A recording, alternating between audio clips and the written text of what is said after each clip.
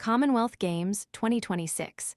Neil Fachie survives painful crash to take another gold after Wales poke bear.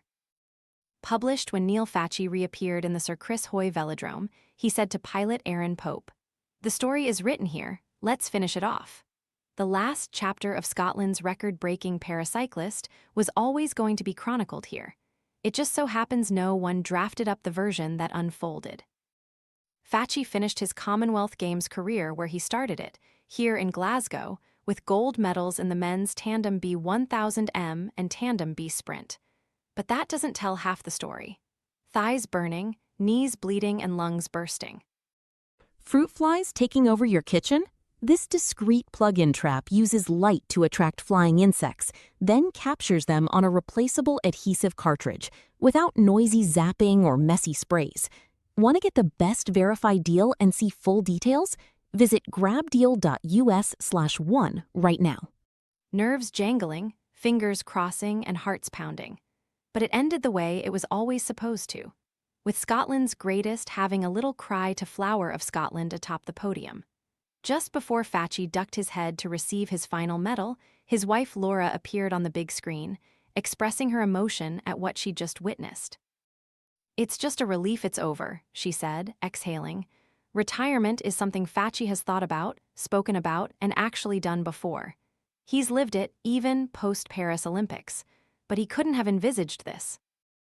It was almost like they poked a bear. After Thursday's dramatic enough gold, he said he'd get on his bike one last time on Saturday, but was unlikely to win.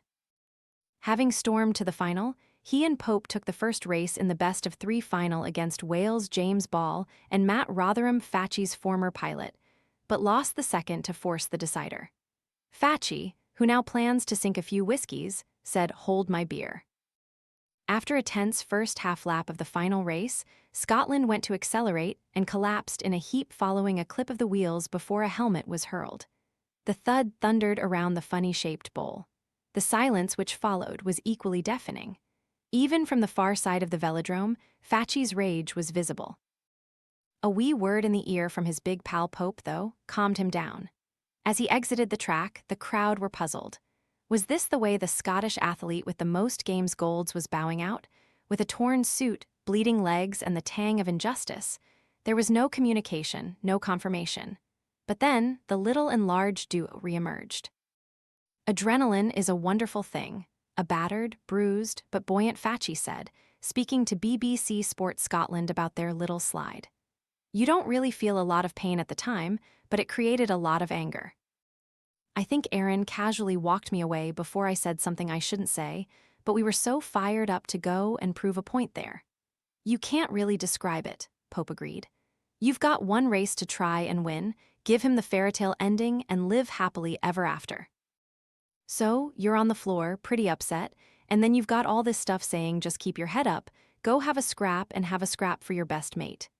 I said to Aaron before we went up, the story's written here, let's finish it off, and we were so determined to do that," Fachie added.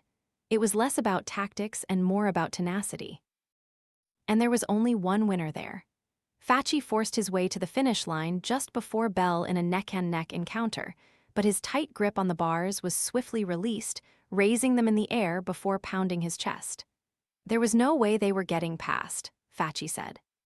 "It was almost like they poked a bear, inspired something in us, and once you get this crowd roaring, you know you're winning.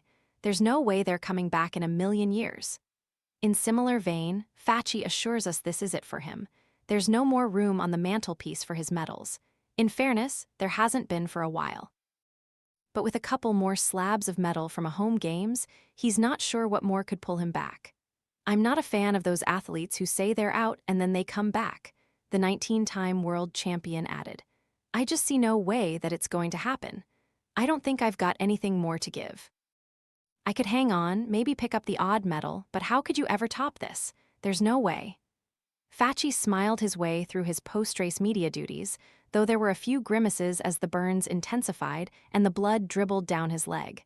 His bum, though he used the Scottish word for it, hurt a bit too. But he was hell-bent on ending a brutal day and his glittering career on his terms. There is an element of, "This actually hurts a bit, I'd rather sit out for a half hour," but we had to go and get up on that starting line with our cuts and scrapes. That Scottish fighting spirit comes out, and you just think to yourself, you're gonna regret it if you don't go big here, so give it everything you've got. We pretty much emptied anything we had in our tank, which wasn't much, and we both let out the biggest roars possible as we crossed the line. I don't think either of us will forget today, there's no way. And so it's the end of the road for Fachie. He's ensured no one in Glasgow's East End and beyond will ever forget what he did, whisking around this treacherous track.